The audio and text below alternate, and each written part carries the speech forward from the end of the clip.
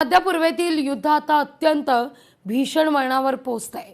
American हवाई दलानं इराणचे मुकुटमणी मानल्या जाणाऱ्या खर्ग बेटावर हल्ला केलेला आहे। अक्षरशः बॉम्ब वर्षाव केलाय। या हल्ल्यात इराणचे सगळे महत्त्वाचे लष्करी तळ उद्ध्वस्त झाल्याचं सांगण्यात येत आहे।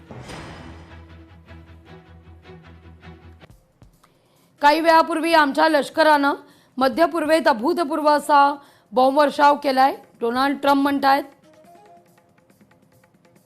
इराणचं क्राउन ज्वेल असलेल्या खर्ग आयलंडवर हा हल्ला केला गेलाय।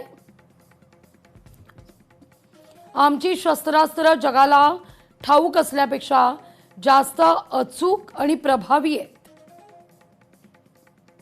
काही कारणास्तव खर्गमधल्या तेल प्रकल्पांवर हल्ला केला नाही।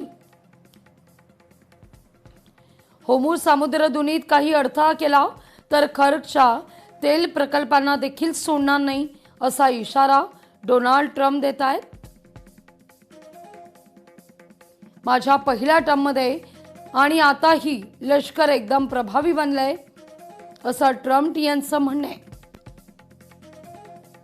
त्यामुळे इराण आमचा कुठलाही हल्ला या ठिकाणी परतवून लावू शकत नाही।